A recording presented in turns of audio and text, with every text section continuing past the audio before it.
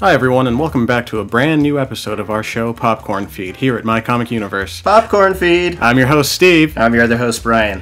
Today we'll be talking about the new Venom trailer, Guardians of the Galaxy Vol.3, and 2018 Primetime Emmys. Yeah. Don't forget our recommendation at the end of this episode. We're going to recommend a awesome Blu-ray. That's right. And don't forget, if you haven't already, please subscribe to our YouTube channel and follow us on social media. Please do. Alright, so first on the list, like we were just discussing, we want to talk about this new Venom trailer. Oh yeah. Okay. We sure do. So first off, we've had one trailer so far. This is the second trailer. And if you're not familiar, obviously, Venom is coming out in October 5th, I believe. It's October 5th, Yeah. And actually, I think this is the third. We got a teaser earlier this year. That's Then we got right. our first full trailer back around April, May. I guess I don't really count teasers too much. I go for the full trailer. It's either full or nothing for me when it comes to movies like this. But Venom looks really cool. I mean, it really looks awesome. But we got introduced in this new trailer to some new characters, some new symbiotes. That's right, and, we did. You know, what we want to do is discuss who are these new symbiotes? Who's this new? Who are coming into the cast? We got some new people coming into the fold. Yeah. Well, let's start with the film's main villain, portrayed by Riz Ahmed. Okay. Riz is going to be playing Dr. Carlton Drake and the symbiote Riot. Riot. Ooh. Yeah, Riot made his first appearance in 1993 in Lethal Protector #4.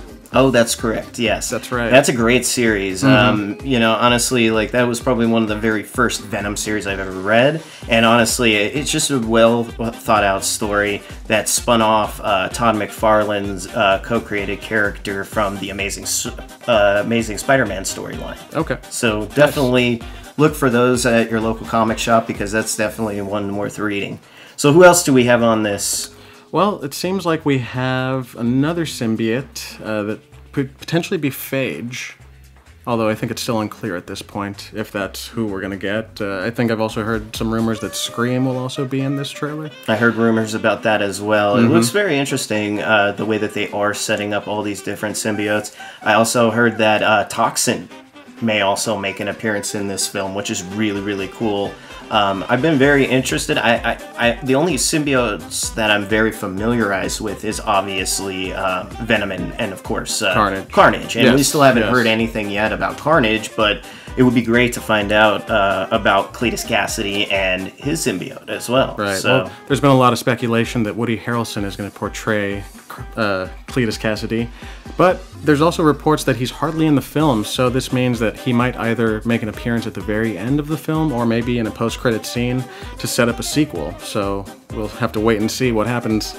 We will. I mean, honestly, Woody Harrelson has had a great run lately. You know, War of the Planet of the Apes, he was phenomenal in that. He was just in Solo. Solo as well, yeah. I mean, he's just getting a lot of these, like iconic, backgrounded roles. So it's going to be cool to see him brought into a Marvel film. And then the whole idea behind what's happening now at Sony Pictures is it seems like they are coming up with individual films for these characters. So Venom is like kind of the first precursor to future characters that they're going to kind of start doing individual solo films. And eventually we might get a solo Carnage film as well. That's very possible. It does seem like they're setting it up for a sequel already, before the film has actually even released. And from 2 trailers alone, we've been introduced to Eddie Brock, and we see what Eddie Brock has been going through as a reporter still, but he's not as plagued as he is in the comic book series, you know? He doesn't have that ultimate, nemesis that's hanging around, which is Peter Parker. Right. But, you know, we'll see how they play that out, because honestly, the idea of a corporation taking over like that and taking something like a symbiote and using it for military or militarized purposes is something that's going currently in the regular storyline of the comic books. Gotcha. So definitely want to check those out. And the new storyline you could pick up at your local comic shop, and it's written by Donny Cates, one of my favorite writers. Well, what did you think of the trailer, Brian? Did you like it? I liked it. Honestly, I'm excited for the film. I think it looks great, and I can't argue. I mean, even Todd McFarlane came out on social media and said he's really stoked for this film. He likes the way that they came up with the concept of his character. So definitely looking forward to Venom. What about you? What did you think of it overall, Steve? I'm looking forward to it. I think this new trailer gave audiences exactly what they're looking for. We got some more footage of Venom in action, including a pretty epic-looking battle between him and Riot. That looked really cool towards the end of the trailer there. I loved it. I didn't want to say anything about it because those are those iconic moments that I think people are just waiting for the movie for instead of like seeing little clips from or snippets in the trailers. So, but it looks cool. It does, definitely, and I can't wait to see how they pull it off. Me too. So let us know in the comments below what you think of the new Venom trailer and if you are excited for the movie Venom. So last month during San Diego Comic-Con, it was revealed that director James Gunn was fired from Guardians of the Galaxy Vol. 3. His firing resulted from the resurfacing of offensive jokes that he made on the social media platform Twitter nearly a decade ago. A petition was circulated to rehire the director, and it reached over 360,000 signatures, but just days ago, news reports have claimed that Disney is very unlikely to rehire Gunn for the third film, which leaves us wondering, what's in store for Guardians of the Galaxy Vol. 3? What's gonna happen? What's gonna happen, guys? But honestly, I loved the first two films. They were great. They were great. They were very well written. Obviously, it's one of my top Marvel films of all time. The first volume, I really enjoyed Volume 1 of Guardians of the Galaxy. Compared to Volume 2, Volume 2 was a direct sequel to it, but it was like, it came out so much later on that you kind of wish that they would have just tackled it back to back at the time. But I still enjoyed it for what it was. I like the elements they brought in. I love the team. You can't go wrong with Star-Lord. You can't go wrong with Peter Quill being the leader of Rocket and Groot and Drax and of course the beautiful Gamora. You can't go wrong with the casting choices even. I actually just recently rewatched Infinity War and it was actually really cool to see them all together even with the original Avengers. I was like, this is really awesome. So with Volume 1 and Volume 2, obviously Volume 1 was all about the team coming together. It was kind of that idea that, you know, they were these lost characters who were pulled together by one main goal of bringing justice or peace to the galaxy. And it continued the story in Volume 2 of them still struggling against each other to really realize that all in all, they're really deep down, they're just a big family. They're one big family searching the galaxy, protecting the galaxy together. And I like that theme of the first two films. And I really, really hope that they come through with Volume 3 and they can bring that spirit and essence that James Gunn brought to the first two volumes. Exactly. It's going to be pretty hard to fill his shoes considering there was a lot of him in the movie. You know, you can definitely tell that he had a major influence on the feel of the film. Right. Even his brother, Sean Gunn, even plays a few characters, Kraglin as well. That's right. So, I mean, he's even involved his family in the filmmaking process. Even though they've been a tandem duo in the film industry, it's very interesting. He is bringing even that theme of family to the set. So it is going to be hard to see his shoes filled by another director. However, we never know who's going to take over and what could come from Guardians of the Galaxy Volume 3. Right. So let us know in the comments below what you think. Yeah, let us know who you guys think should take over and fill James Gunn's shoes. Yeah. One thing that we do know for certain is that, despite the cast standing up for James Gunn and showing their support, it's very likely that they will return for Guardians of the Galaxy Volume 3 due to their contractual obligations to Disney. Sure. And the film is still expected to be released sometime in 2020, but at this point, nothing is certain.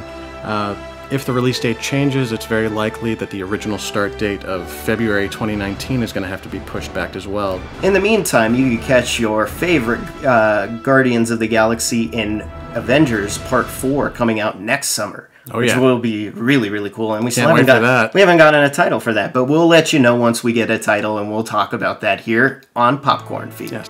It's Primetime Emmy season, Steve. I know we've been talking a lot about movies, especially Marvel movie news, but we got to talk about TV. We got to talk about what's going on with television because there's a lot of great shows up for awards this year. First off, we got to talk about Best Dramatic Series. Oh yeah, there's a lot of stiff competition in this category. Yeah. Yes, we got some great shows in the running, including The Americans, The Crown, Game of Thrones. We've got Handmaid's Tale, Stranger Things, This Is Us, and Westworld, all competing for the title of Best Drama Series. And David Harbour's up for a nomination. I did see Jeffrey Wright was on Best Supporting Actor in a Drama Series. He's up there with... Was that for Genius? No, actually, Jeffrey Wright is up for Westworld. I was confusing him with Jeffrey Rush. Jeffrey Rush. Yes, Jeffrey Wright. Bernard from Westworld. That's yes, right. But he's also in the same category as Ed Harris. Oh, for Westworld as well. That's a tough one because they were both phenomenal in this season. They were both excellent. Very good. If I had to pick, I don't know. I think I would lean a little more towards Ed Harris because I think he really just nails it as the Man in Black. He does. But Jeffrey Wright is right there with him. They're both two actors of just such high caliber. In the dramatic category for Best Actress, you did mention it for dramatic series that The Crown is up. I love that. It actually is a well done, well thought out series. And Claire Foy, who plays Queen Elizabeth in the series on the show, she is also nominated. So I really hope that she wins, but there is a stiff competition in that category as well. So cross your fingers, hope for the best, and because she was phenomenal this season. Right. And then there were several other great categories. Comedy series. I saw, again, Donald Glover is up for Atlanta, again, for Best Comedy Series, Best Director, Best Writer, Best, actor in the series. So I hope he wins it again, because that show is phenomenal. If you haven't watched Atlanta, I highly recommend it and advise you to check it out. So, overall, what were some of the other categories you saw that caught your eye?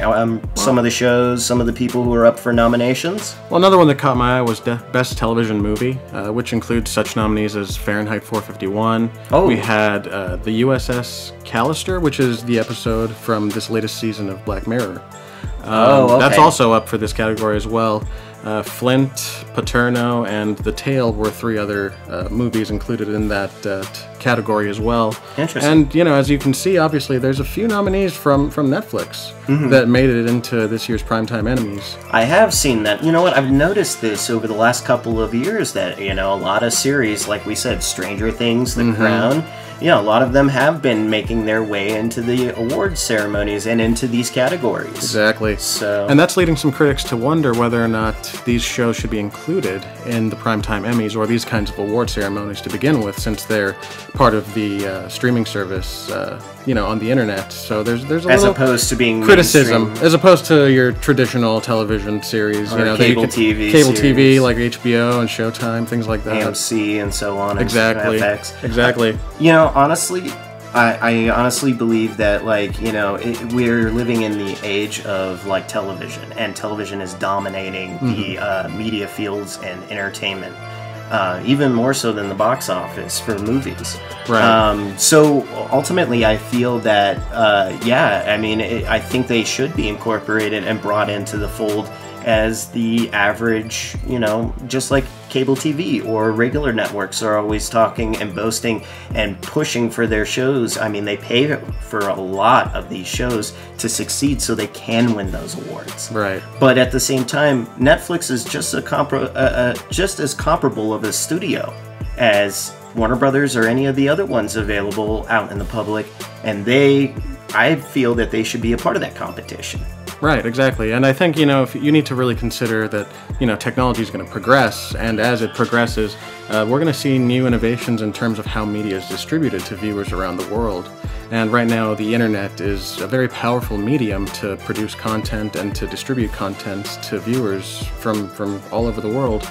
Even though people have to subscribe to and pay for these streaming services. Right. That's no different than subscribing to HBO or Showtime or cable TV in general. So, and then each one of those networks is now starting to stream off and do their own streaming service. That's right. CBS, That's right. HBO Go, so on and so forth. So I see it not as a problem. I think, like I said, they should be brought in as competition for the other studios. Right, exactly. So, well, let's see what our audience thinks.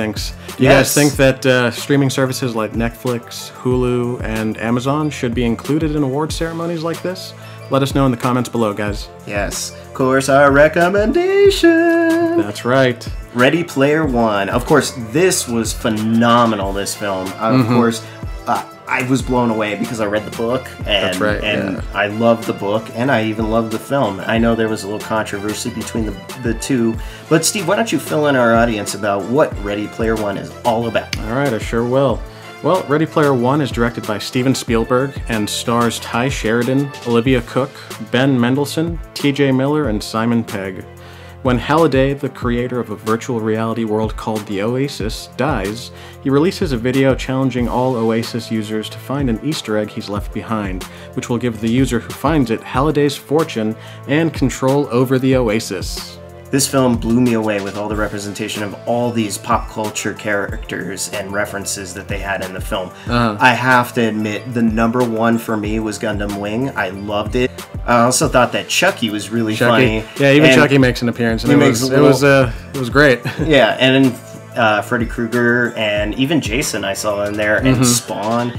But yeah, Gundam Wing was my top pick for Ready Player One. What about you, Steve? What was your favorite character in Ready Player One, or pop culture reference? Pop culture reference? There were so many. I mean, I love the reference of, being able to do anything you want in this world. You can even go climb Mount Everest with Batman if you wanted to, But yeah, there was just so many great references to movies, even like The Shining, and, just so many characters. I mean, one more I gotta throw up, Back to the Future. Back to the Future, exactly. The freaking DeLorean, too, man. Yeah, that's that right. Race was awesome. That was so cool.